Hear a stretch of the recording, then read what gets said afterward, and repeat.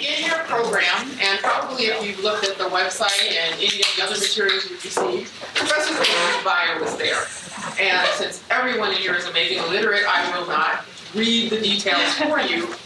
But I do want to point out that Professor Faber is a professor of psychology and human services at Lincoln University. At Lincoln, he served in many, many roles over time. He's been the dean of campus life, department chair of the psychology department. He's a tenured professor. He's also a licensed clinical psychologist. The other information is actually quite impressive, so feel free to read that. What I did want to take a couple of moments, if you would indulge personal privilege, so I can also introduce my friend, Kevin Faber. Kevin and I were graduate students together, and he finished before me. Kevin maybe not knows that he was very, very influential in my decision to pursue a PhD in ed psych. It's like, ooh, look at that. And to become a quantitative researcher, because I thought this was pretty cool. The other thing I'd like you to hear about Kevin is that as a doctoral student, one of my data collection methods was survey research. So if any of you have done that research, you realize getting a good, robust response rate is essential to being able to do your analyses. Well, I wasn't having the best of luck, taking a little bit longer to get that one done. And I think I was just mentioning it almost in passing, like, how's the research going? And he said, well, let me see if I can help you out. Send me your survey. I thought, okay. I sent the survey.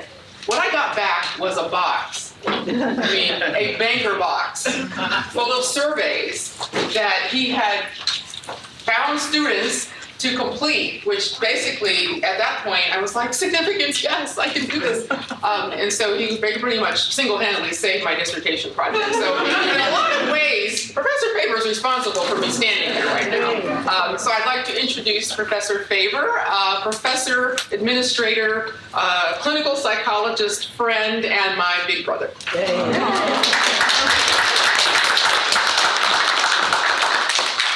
You want to pour the... Well, it doesn't really matter. Oh, that's true. You're mic'd. I'm mic'd.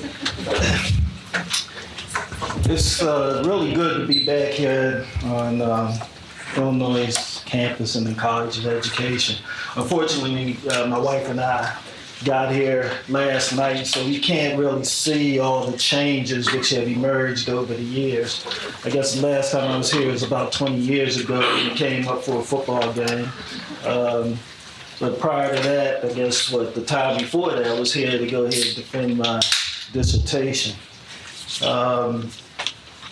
In 1979, that was the year that Professor James Anderson and Emeritus Professor Terry Denny actually contacted me and encouraged me to consider coming to Illinois. And I really didn't give it a second thought. For one thing, I figured it would be a far better decision to come out in the Midwest where there's nothing more than cornfields and soybeans to not distract me from what it was that I needed to do in terms of being able to complete my degree. When I came out, I just had the pleasure of really just meeting some phenomenal people. You know, the first phenomenal person I met was Dr. Stafford Hood, who I met him the second day that I came. He picked me up from the Illini Union, yeah, and we took off from there. In fact, he's the gentleman who introduced me to my lovely wife, who actually is from Baltimore, just like that.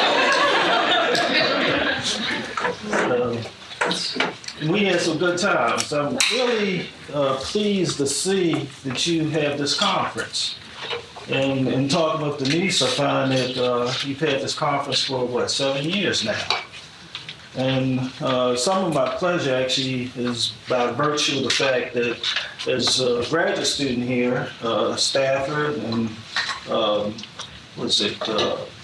Warren Chapman and a number of other folks had gotten together and we sat around and we listened to Jim Anderson and Fred Rogers talk about the need that we could meet in terms of trying to coalesce a mindset among African American graduate students, which would be helpful in terms of trying to propel them through the rigors of doctoral training. And so we established what was called the Black Education and Graduate Association. And the intent at that time was to do precisely what it is that has emerged here. We did have a few, I think, significant achievements. We were able to go ahead and have a conference on the Black child. We also did a conference where we brought in Bob Williams from Washington University, who gave a discussion about the issues of culture and cultural mismatch. And one of the reasons we brought him in was because that's where I got my master's degree. And my master's was in minority mental health. And I mention that because now I'm also affiliated with the Center on Culturally Responsive Evaluation and Assessment. And I believe that that is really a feather in the cap of the College of Education, along with so many other things, which I was able to see today. The training that I got here at the University of Illinois actually helped prepare me for being able to go ahead and really try to synthesize what's been happening throughout the world. When I was contacted and asked to give a title for my discussion, the first thing that kind of popped into my mind was the issue that the gentleman, who we will not mention his name, and I'm not talking about Baltimore, brought up, and that had to do with walls. And Pope Francis's reply indicating that he was more interested in building bridges. And my orientation has been in terms of building bridges and trying to go ahead and try to address some of the walls that exist. In 1995, I was asked by then the president of Lincoln University, Nettles, who was the first African-American female to become president of Lincoln University, if I would be open to going over to Ethiopia in response to a request by the national, USAID, in terms of being able to look at what was happening in terms of with regard to affirmative action in terms of higher education. And so I said, yeah, I'd be willing to go ahead and take a look at it. And some of my confidence, I think, kind of arose by virtue of the fact that I had taken a program evaluation course with Terry Denny here. And so the first thing I did was I pulled out some of my old notes and I started looking at some storytelling stuff because I only was going to be there for, probably 2 or 3 weeks. So I caught the plane, flew on over there. Actually, the flight was a very long flight. And we have to, the transport actually took us through Frankfurt. So I'm in Frankfurt's airport, and I go up to the desk, and I see there's a number of people waiting in line, waiting to go ahead and to board. And so I said, okay, well, I'll stand here and I'll wait.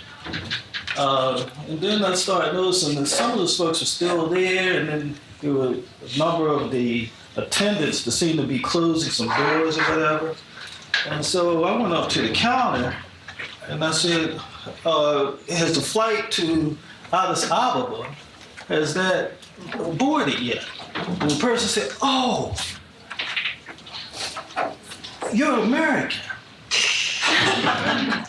Because he thought that I was from Addis Ababa, I was an Ethiopian. And so I found out that there's this antagonism that exists between Ethiopia and the Germans for some reason.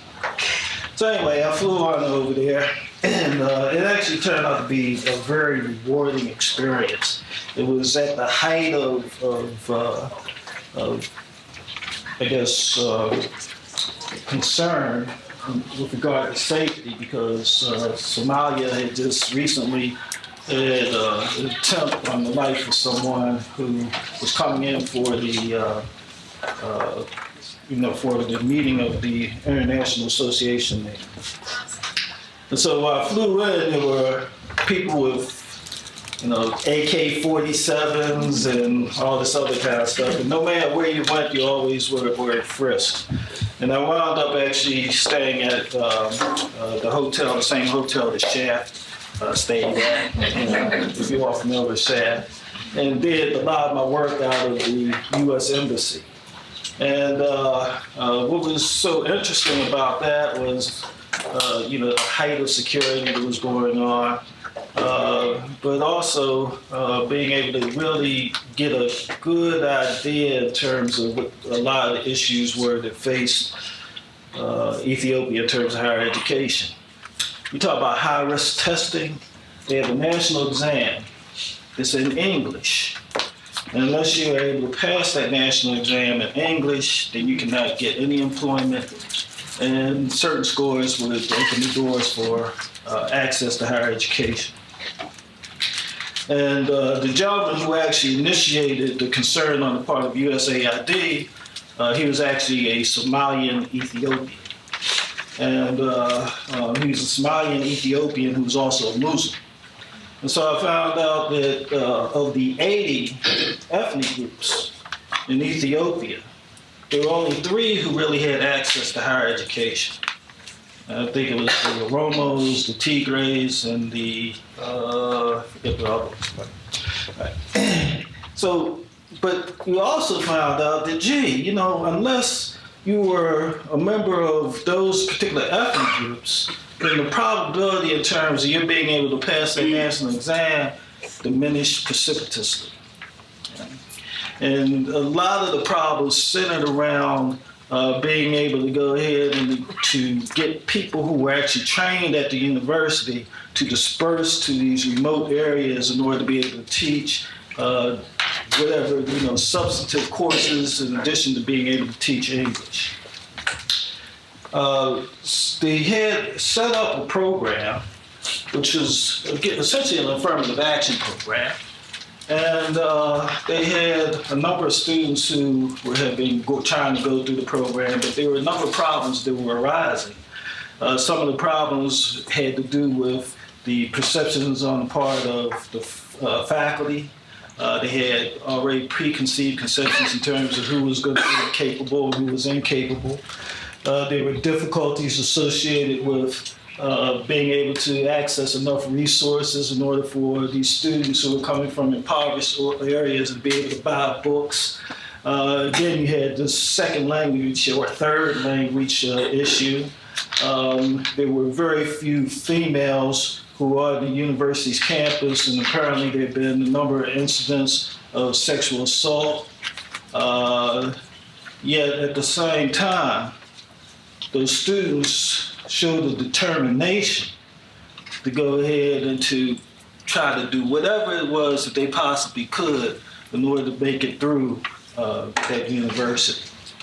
And there was a small cadre of faculty who actually were very supportive. They would go ahead and purchase books for the students themselves. They would have group tutoring sessions and so forth. So I really kind of enjoyed that particular experience. There was a lot that I gained from it. I wrote a report submitted to USAID, and from what I understand, I know that there's been some changes which have emerged since then. A lot of that I found out through Dr. Absalom Shabazz, who was a graduate of Lincoln University. He was a mathematician. He passed a few years ago, but he is noted as being probably the most productive in terms of producing African Americans who went on to get their PhDs in mathematics. And so the reason why Dr. Shabazz was familiar with that is because he had, I guess for the past 30 years, whatever, annually gone over to Ethiopia. He had adopted several children over there and was very much engaged in trying to do whatever he could in order to be able to bridge the gap in terms of education. My own efforts actually resulted in several faculty from University of Addis Ababa coming over to Lincoln University, and also I was able to get several of my students to go over there to study who were very much interested in being able to have that particular experience. So, you know, I wish Terry Denny was here so I could thank him personally. You know, I actually had given him a call and I told him, yeah, the first thing I did was I pulled out the information I had in terms of storytelling. I believe Denice had also indicated that it might be interesting to talk about the trip that I had taken with the delegation to China and Tibet. And that was a mental health delegation. It was comprised of psychiatrists and psychologists. I think that in total there were like 50 of us. And it actually wound up being quite interesting, particularly in terms of the trip that we took to Tibet. Because in Tibet we were able to find out that the relationship that Tibet has with China is probably not the most accommodating. You know, you're probably very much familiar with the fact that the Dalai Lama had to leave Tibet and essentially go into exile. Some of the other things which were somewhat startling had to do with the Chinese government deciding that they were going to erect a telecommunications tower, and they actually erected the telecommunications tower on a site which the Tibetan medicine highly depended upon in terms of being able to get those natural products which they use in terms of medicinal interventions.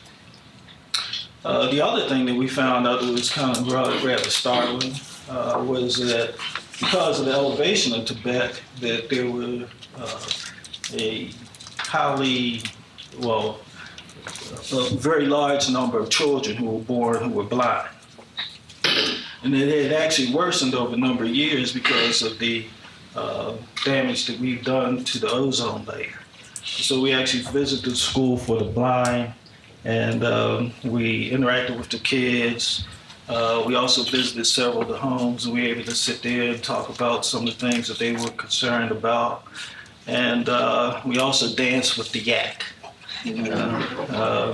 I never knew that yak could be served in so many different ways. You know, you had yak soup and you had yak milk and you had, yeah.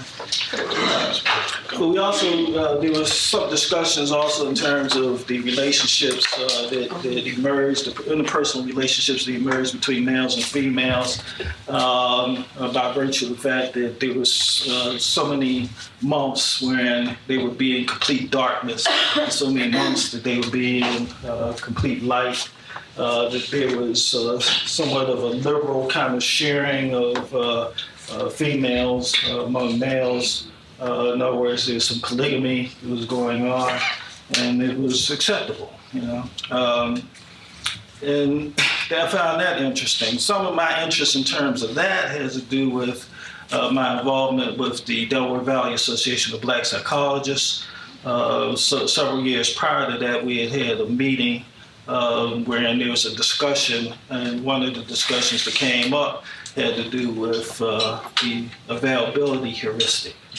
And that, well, it actually had to do with the availability ratio in terms of males and females, and particularly African-American males who are eligible to be able to go ahead and establish relationships with females.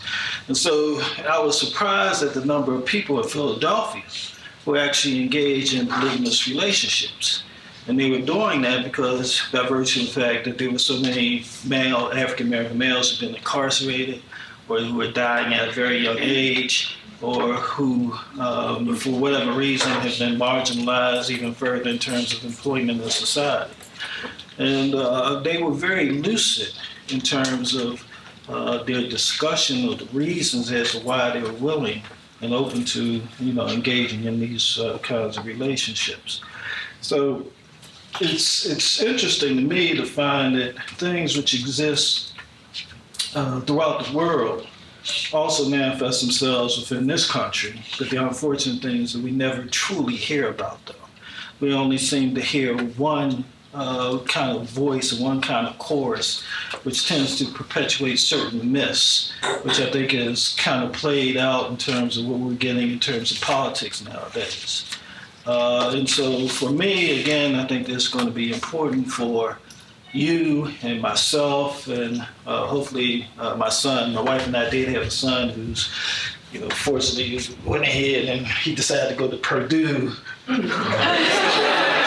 Illinois, and he was able to go ahead and secure his master's degree in mechanical engineering. But we're trying to talk him into coming to the University of Illinois, in that medical engineering program. But it's important for us to go ahead and try to do whatever we can to, address the inequities that exist here, not just here, but also throughout the world. So, is that 20 minutes? I think so.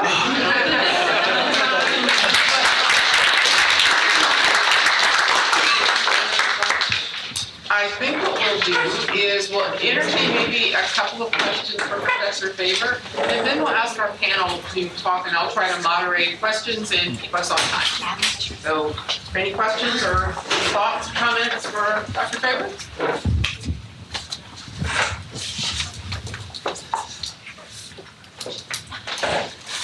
Yeah, okay, I don't see any. Would you like to talk about one of the questions here, or would you like to just entertain questions from the group? Because I can fire away with the first question. Okay, can you reflect upon the different ways an individual, professor or graduate student can transform advocacy efforts for marginalized communities into activism? Specifically regarding mental health issues, which may be a taboo topic in some marginalized communities. The opportunities are vast. It's just a matter of going ahead and putting your foot in the door. There are a number of people who throughout almost every community in the United States, who are engaging in trying to address issues such which are associated with violence, and also those issues which tend to be associated with school failure, school dropout, and so forth. Dr. Hood and I were actually recently down in New Orleans, meeting with Dr. Raynard Sanders, who's put together an initiative to really look at what's been happening with respect to the proliferation of charter schools in New Orleans, and the fact that actually that they went ahead and fired so many of the teachers without cause right after Hurricane Katrina. This is worthy of extensive intervention. And the fortunate thing is that there were so many people who came to try to address those problems. So there doesn't ever seem to be the absence of any opportunity. What needs to be is just simply a desire on our parts to try to do something. With respect to mental health issues, one of the biggest problems I had, one of the major disagreements I had with a fellow Illini kind of surrounded the book that he produced, which is supposedly based upon his dissertation, where he he essentially made the statement that African Americans are not, particularly African American males, are not prone to seek out help in terms of mental health help. And I even challenge many of my students because sometimes I hear the same thing. I say, well, look, I'd like for you to do me a favor. I want you to go ahead and wherever city you're from, I want you to call around to whatever organizations they're there which are providing mental health services, addiction services, and ask when you can be seen. Because what you're going to find is that you're going to find people who are on the waiting list. For several years, I actually practiced in East Baltimore Medical Center, wherein that's definitely a marginalized community. Actually, it's a community that was shifting as a consequence of gentrification. The shift was actually manifested actually impacted the kinds of services that we delivered. And by virtue of that, I mean that as a practitioner, many of us who practice at East Baltimore Medical Center also had private offices wherein those individuals who had private insurance would prefer to go to the private office rather than come through East Baltimore Medical Center. But I had a backlog of cases. In fact, I actually went ahead and I shifted my hours because doing 9 to 5 is probably the worst thing to do when you're trying to work with individuals who have to be at social services almost every day and wait in line and everything else. So I shifted them so that I was in the evening and I made myself available. I also, by virtue of my training in minority mental health, began to recognize that, that there was a need to go ahead and try to offer group therapy on occasion. And one of the groups that I actually constituted had to do with microaggressions that African Americans were experiencing in the work site. And I never had a problem. In fact, the Johns Hopkins Health Plan they began to recognize that, something, it wasn't a moneymaker. And so they decided they were going to go ahead and outsource. And the person that they decided to outsource it to, I won't mention his name, but it wasn't the other guy that I mentioned before. He had developed a mental health practice which focused in on addictions, and some of the services that I provided were addiction services. And it has grown. And in fact, I had gone here and I interviewed with him because I had actually worked at another, it was a project, ADAPT, which is another organization which he actually had taken over. And he took it over because he had actually purchased a very small hospital, which had very limited number of beds, and he used that as the motivation in terms of being able to secure some of these contracts. So what happened was I met with him. He wanted to hire me as director of child and adolescent services. At that time, my wife was pregnant, and she was with Mobile Oil, and she's being transferred elsewhere. The other thing was I really didn't care for the manner in which he operated. And that was brought home to me when I actually, wound up at Lincoln University, and I had former clients who were calling me because they weren't able to secure the kind of services that they needed. We were providing access to addiction treatment on demand prior to him coming. When he came in, if a client called in, they would talk to a nurse, or actually they talked to a receptionist. Receptionist would go ahead and set up an appointment in order for them to come in to talk to a nurse. And after they talked to the nurse, then they would make some sort of determination as to whether or not they're going to send them to see a therapist. And if you ever worked in the field of addictions, you know that that's going to wind up with people actually not following through. So you wind up, generating a good deal of money, but not really providing kinds of services that folks really need. So we can't believe this notion that, people, they go ahead and they approach any kind of help with some hesitation. They want to find out whether or not they come to see you, whether or not you're going to understand them, that you're not going to run them off, that you're not going to be threatening, that you're not going to be demeaning toward them. And if you're able to communicate that, then you'll be surprised how quickly your services will grow. And that also applies to education. I mean, in terms of trying to get students to go to, academic support services, I was like pulling teeth. Unfortunately, I had several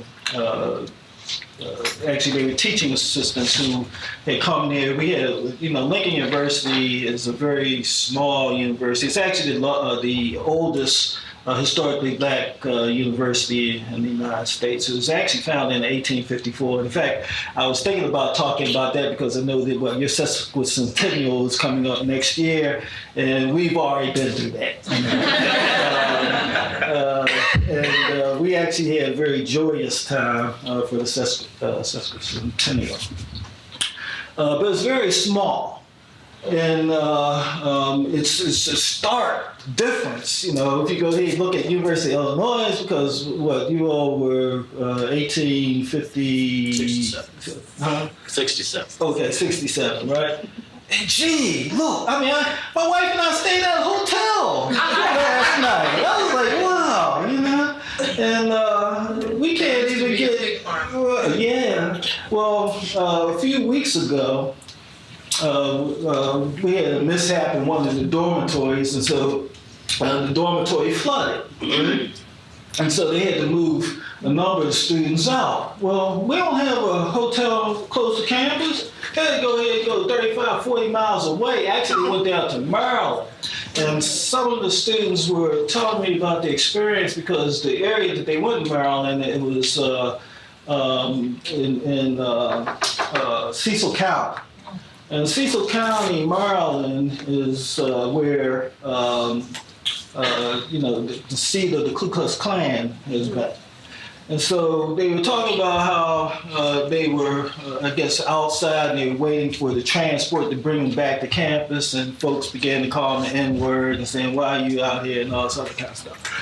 And so our university has not grown. Our address is Lincoln University, Pennsylvania. And the reason why is because the community never wanted to go ahead and put their arms around us, So we recognize that this is a wall that exists. We've been trying to build some bridges in terms of the surrounding community. I think that it's emerging because in the immediate vicinity, a lot of the folks who are actually coming in by virtue of corporations over in Delaware and some in Pennsylvania. And the land there is very inexpensive. You can get, number of acres, and they have golf courses coming up and all this other kind of stuff. Yet at the same time, our students struggle. They don't have employment opportunities because there's still this kind of oppositional mindset which is going on. And unfortunately, I think that that's replicated throughout this country when it comes to HBCUs, particularly HBCUs which are located in rural areas. We find it very difficult to go ahead and to grow and thrive. So, you want me to bring up another question? Well, I think what we actually wanted to also have a conversation. We have Professor Dorothy Espelage and Professor Saundra Nettles from our Ed Psych department. And we'd like to hear their thoughts maybe on the first question, if that's okay. And then we'd like you to participate, questions or comments. Okay. I really would like to address number 2.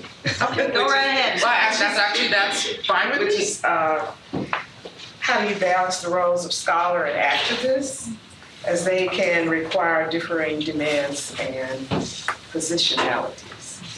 And that is very true. I think it was early in my career that I joined the American Psychological Association. And my mentor was a lead feminist in that organization. And she said, Saundra, I want you to, this graduate student, I want you to be head of a task force to see how we can integrate Black women into APA, into the division. And I didn't have my PhD yet. I was studying under her. But I realized at that time, it's very difficult to choose between scholarship and activism.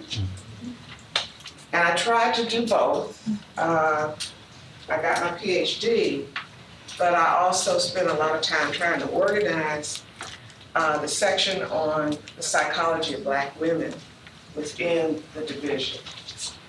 And I did that, so now I'm in a position of reading about myself as a foremo, as if I was dead and gone, but I'm here.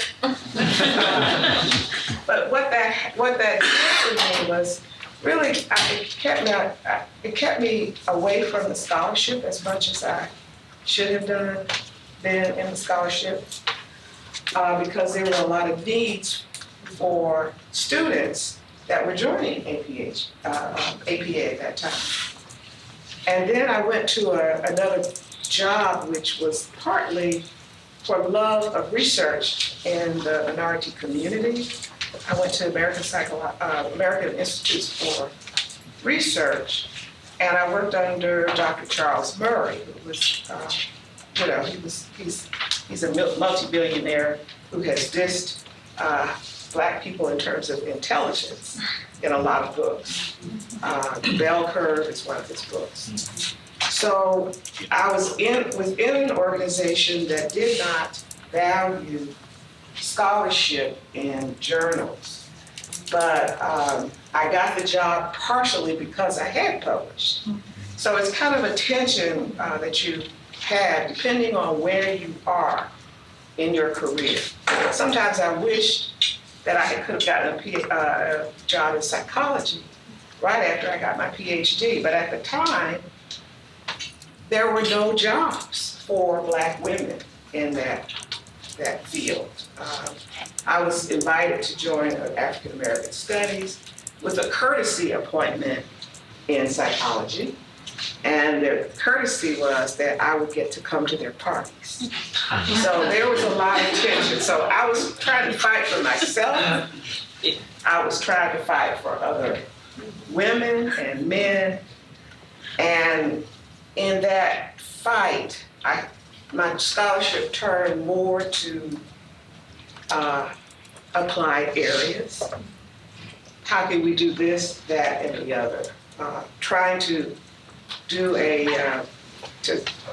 to understand the problems in the community, at the same time trying to apply the problems. So I work in the community, and then I go into the academy and write something.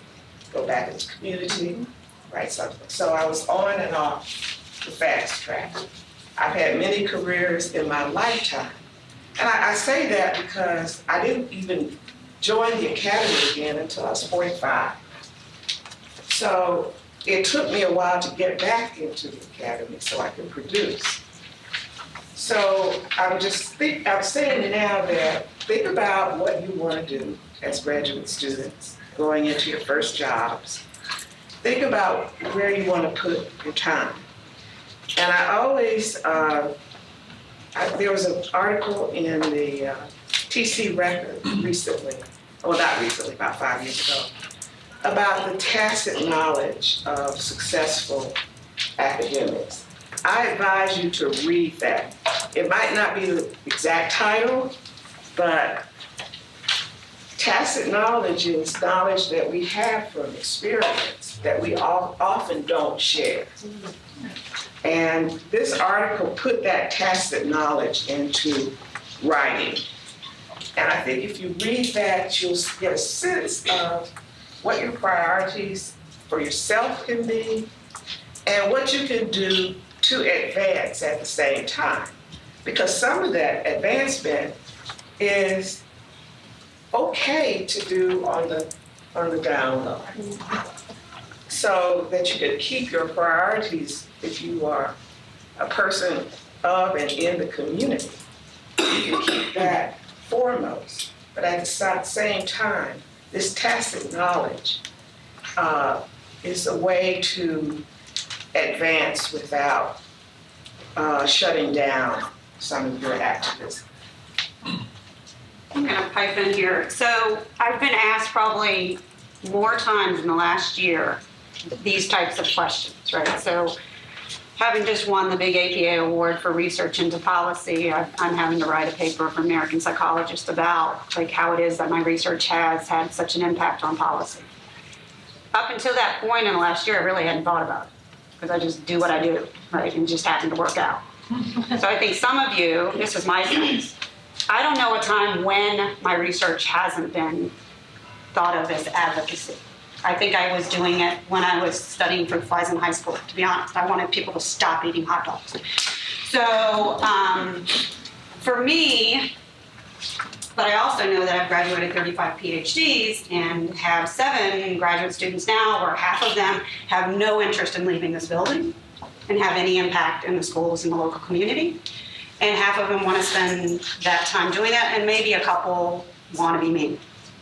So when I think about this, and I think about the last 20 years, and I got my PhD at Indiana, so we'll just keep the Big Ten thing going here. For me, I irritated my professors there because I wanted to know what was happening in Bloomington, Indiana. I wanted to know about disparities. I'd heard about the history of Indiana, not being from Indiana, being the South part, extremely racist part of the United States. I was intrigued by that. So I found myself out in the communities wanting to understand why it is that universities aren't connected to the communities and the schools as much as they are, and making that bridge. And that was in 1993, right? So we got 23 years later. And, but I also think that, so one, I think that some of you are going to have a disposition for this work, and then some of you are not going to have a disposition, and you need to kind of figure that out. Having grown up foster care, military, dysfunctional family, for me, I always gravitated toward those kids that were underserved and marginalized and written off, right? So your personal story is going to help as well. And I think that personal story has driven my work, right? Being a military brat, and we were virtually ignored. No one cared about military. We were a subculture that was a little odd. Now we have the first White House conference coming up in a couple weeks to understand military-connected kids, only because there's 5 million of us, right?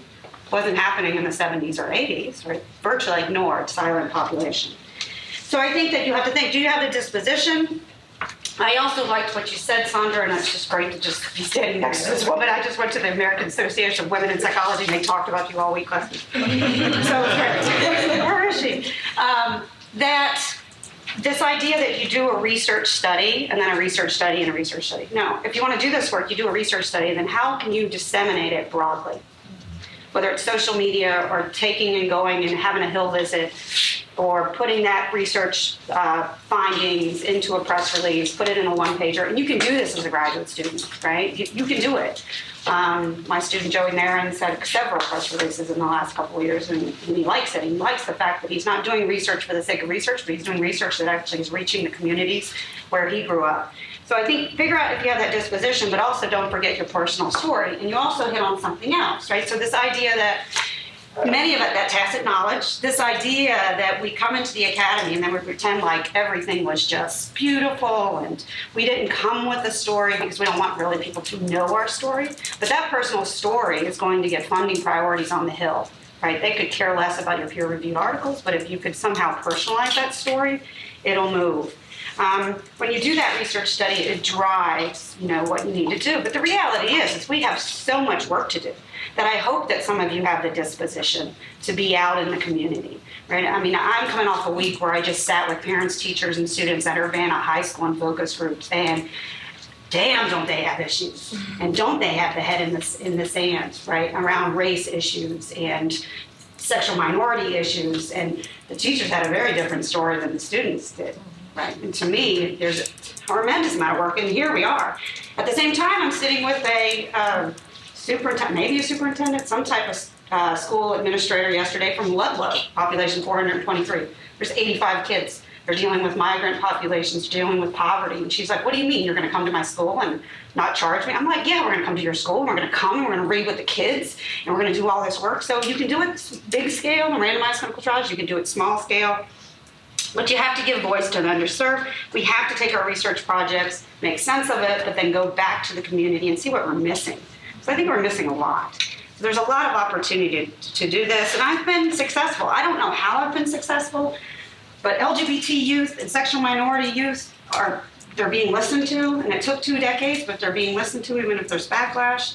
There's other types of things, you know, the focus of sexual assault on college campuses has a lot to do with some of our research. I think it should be K through 12, but everybody's just so excited that we get to study on the privileged college students.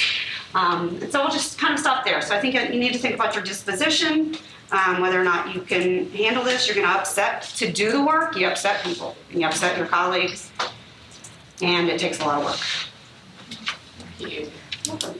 Great points, specifically speaking to that bridge between graduate student work, transitioning into whatever your career field is going to be. Different perspectives, but excellent points. I am really curious to see what kind of comments or thoughts our students have. If you've been thinking about, how do I do this? I'm about to graduate, or I'm a first year, or I don't know how I would fit in there. I'd love to hear from you, whether it's a question or just a comment, feedback.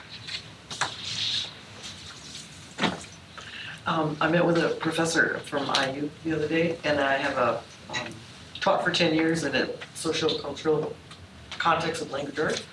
And so I had this data from about 10 years of teaching in a certain perspective. So I put it into this article, and I brought it to this professor whom I really admire. I haven't worked with much, but I thought she knew a lot about this subject, so we met. And it was really interesting, her response, and I'm still really confused by it. So she said, I'm so confused, I didn't even know what to ask, really. So she said, I can tell you're a graduate student by the way that you wrote this. So I wrote it from sort of an activist point of view, like, here's what I see is wrong, and here's what I see might be some inroads to this point. And what I took away from it was that I needed to, academic it up, and make it a little more shiny instead of less activist oriented. And so really confused by that, because we get hammered with, do your research and make it matter in your community, which I agree with 100%. But why, when you write the article in that perspective, is that not considered academic? Even if your vocabulary is as it should be, and your perspective and your writing style is on target, why is that activist not low? Or am I reading that wrong? You're not reading it wrong. I mean, we've been trained to strive, to provide a balanced perspective, and then the reality is that whatever it is that you produce is actually a reflection of who you are, and so it becomes extremely difficult, I think, at times, and maybe that needs to change. For instance, kind of referring back to some things that you were noting in terms of, I was actually thinking about trying to work within higher education, that many higher educational institutions now are reconsidering what it's going to take in terms of being able to diversify their faculty. And some of the considerations, particularly in terms of women, has centered around the recognition that women have this advocacy kind of orientation. And so consequently, they're trying to make that kind of relationship, the relationships that they want to cultivate with the surrounding community, one of the criteria which are taken into consideration in terms of promotion and tenure. And I think that that's good. I think it's also somewhat good to go ahead and continue to hammer at the door of journals to allow a greater expression of one's position, as opposed to trying to reflect some degree of absence of total bias, which truly doesn't exist. It's going to take some time. I would add that I think that you need to find the outlets where the editors will allow you to have that tone, right? And there's a continuum of the advocacy tone. I think if your advocacy recommendations go beyond your data, then I think that's probably the bias. And I'll just, an example, so I think there's gonna be some outlets and some editors that will take that risk and allow you to have more flexibility in that tone. But the reality is that most of our discussion sections are conjecture, right? Like, we talk about what needs to happen next, and even implications may go beyond our data. But one example, I was just recently asked to do a commentary in the Journal of School Psychology. And school psychologists they're a very, very big lobbying group in this country as far as what happens in schools, as far as mental health delivery and other types of things, but they've virtually ignored the mental health needs of gender nonconforming youth or ethnic minority youth who identify as a sexual minority. Intersectionality, they wouldn't even know what that would mean. And so they did a special issue. And so I kind of had fun with this commentary, knowing that they were probably going to slash 50% of it, and calling all my colleagues and saying that, in fact, if they're not looking at intersectionality issues related to mental health in our schools across a various number of demographics, that they're simply irrelevant. That editor did not cut a single word. Right? So I think that, I'm a full professor, right? That just kind of speaks my mind and I do what I want. So I think, but finding editors that along the way, that might, that's my sense. Well, my sense is that you got to be schizophrenic. Yeah. Because I really believe you have to learn the culture of academia. And that means writing like that. You have to be bicultural. I really do think you have to be bicultural if you want to be an activist or an advocate, and also have a voice, because your work needs to be spread in the academic community. And they don't read necessarily the advocacy work. So you have to think about who your audience is. And I think you have to think about yourself as a writer who happens to cross many genres. So there's the scholastic genre, there's the policy genre, there's newspapers and other outlets for you to express your opinion. But you have to think of yourself as a writer who has a body of knowledge that you want to get out. And you can do that, but also you might have to think about, well, what is the most comfortable voice that I have? And you might have to go into policy if your voice is one of advocacy. You might have to just make that decision. Everybody's not happy in the academy. So you have to think about what is the way that you can do your work in a voice that expresses you. So you have to take some risks. I'd also like to add that I think that we haven't one defined advocacy, right? So advocacy can be defined in multiple ways.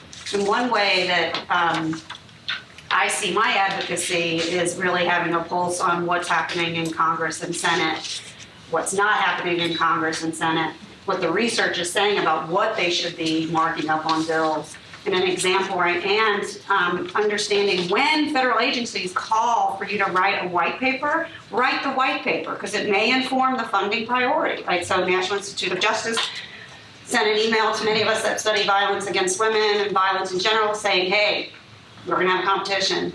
We wanna know what Congress should be mandating as far as, justice issues and violence. And I'm writing a white paper right now on violence against teachers, which is virtually ignored by justice, by many in K through 16. So what they're gonna do is compile these white papers, and then they're gonna say, here's recommendations, and Congress is gonna give $132 million to justice, and there you go. That's pretty big advocacy, right? So there's different types. Other comments or questions?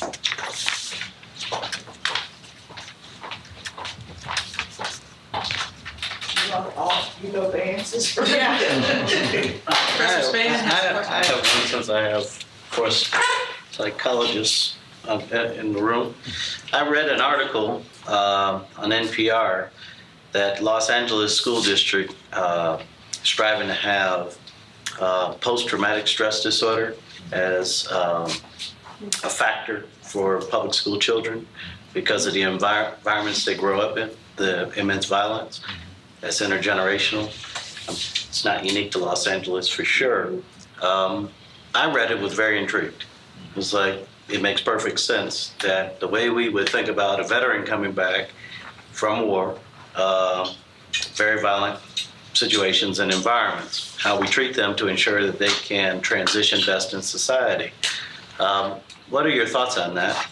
And then how do you begin to advocate that we think about that, not just in LA, but maybe across the nation, and real legitimate education policy in that regard, if that is deemed to be a viable consideration? Well, the conference that I mentioned I attended with Stafford, during that conference I met David Denice. And David Denice is one of the Freedom Riders. And he contacted me shortly afterwards because he was concerned about post-traumatic stress disorder.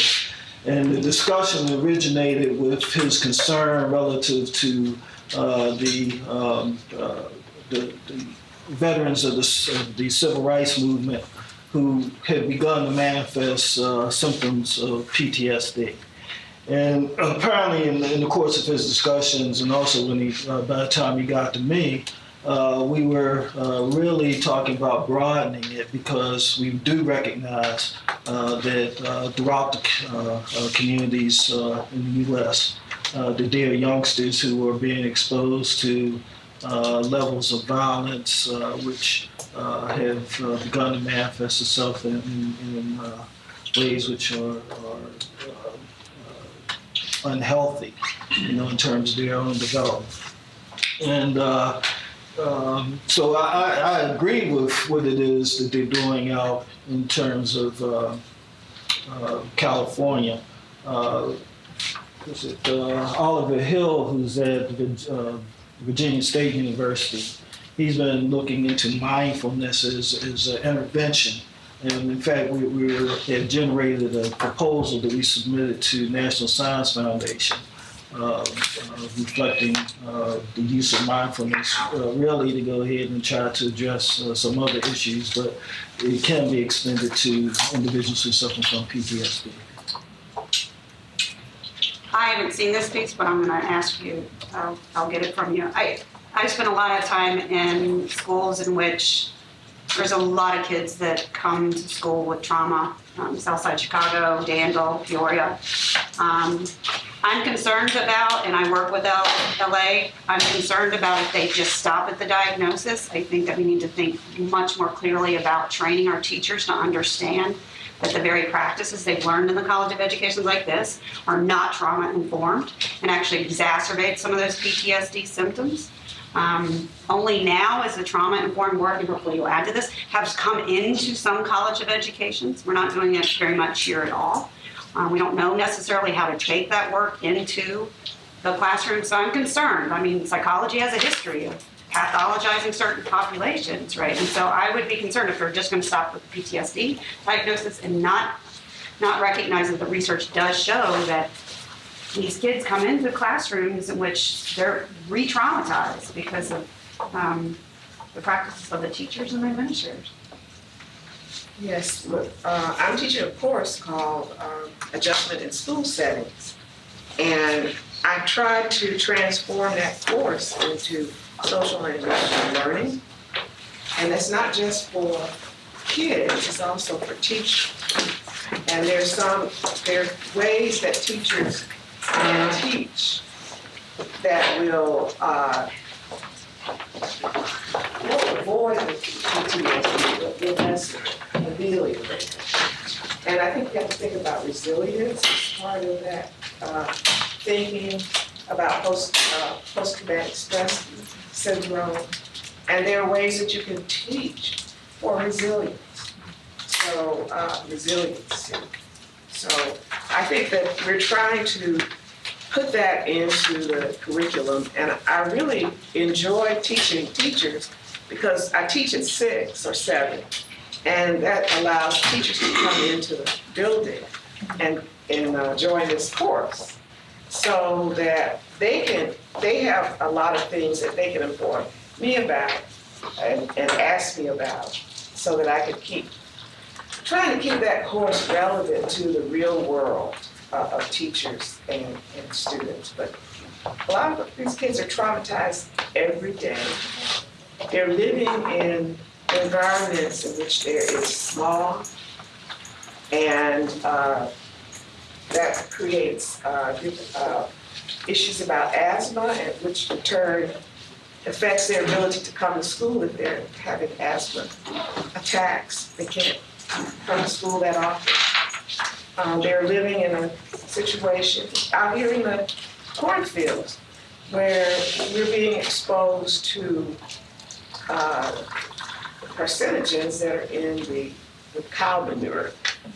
All of the other things, the things that people use to get good crop production, that also has an impact. So I think we're looking at the fact that all of our children are traumatized at some level, either by living and breathing the air in this country, and also by things that happen in their homes and in their neighborhoods that do violence. So we have to change our mindset about all children can learn. There are some children that can learn if you have a very caring teacher or a very sensitive teacher who has been trained to pick up certain kinds of manifestations of trauma. Thank you all. I want to ask you to join me in thanking our panelists.